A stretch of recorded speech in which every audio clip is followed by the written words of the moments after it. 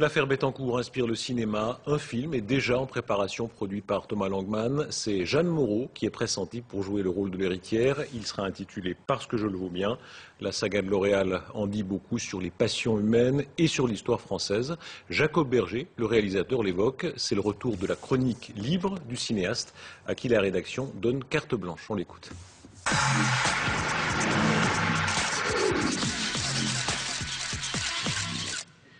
Vous connaissez l'histoire de Dédé l'arroseur?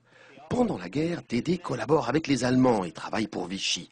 À la Libération, devenu gaulliste, Dédé sauve la mise à son patron, un pharmacien qui avait vendu trop de shampoing au Bosch. En récompense, le pharmacien lui donne sa fille Liliane en mariage. Et voilà Dédé devenu patron de L'Oréal.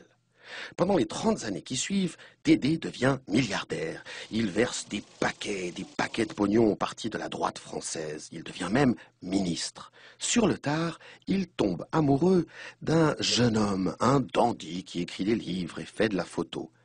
À la mort de Dédé, la femme de celui-ci, Liliane, alias Lélie mise en pli, lègue au dandy 1 milliard d'euros. Non, pas 1 million, 1 milliard. Pourquoi? Mais parce qu'il le vaut bien.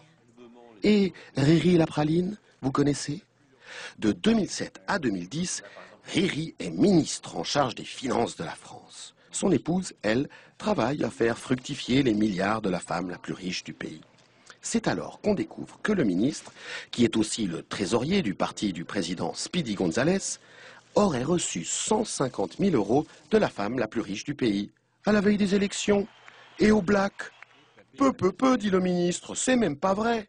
Mais les révélations continuent. Riri aurait refilé une légion d'honneur au gestionnaire de fortune de la femme la plus riche de France pour le remercier d'avoir engagé son épouse. Ouïe, ça commence à sentir la boîte à biscuits pour Riri la praline. Et Flo, chapeau pointu, vous connaissez? Flo, c'est la femme à Riri. Comme il est maire de Chantilly, Flo, elle a un truc pour les chapeaux et les chevaux. Avec ses copines, l'héritière Lacoste et l'épouse PMU, elle crée une écurie, l'écurie Dams. Et oui, depuis que le président Speedy González a institué le bouclier fiscal, on peut acheter des chevaux de course avec l'argent des impôts. Peu, râlent certains députés. C'est pour créer de l'emploi, le bouclier fiscal, pas pour s'acheter des chevaux. Taratata, répondent Florence Chapeau Pointu et Édouard de Rothschild, patron de France Gallo. On fait ce qu'on veut. Et devinez où elle bossait, Flo Chapeau Pointu, avant cette sombre histoire? À France Gallo, pardi. France Gallo, dont les profits se sont envolés depuis que Riri a légalisé les paris sur Internet. Bref, comme on dit chez L'Oréal, tout ça, c'est parce que je le chevauche bien. Parce que je le vaux bien.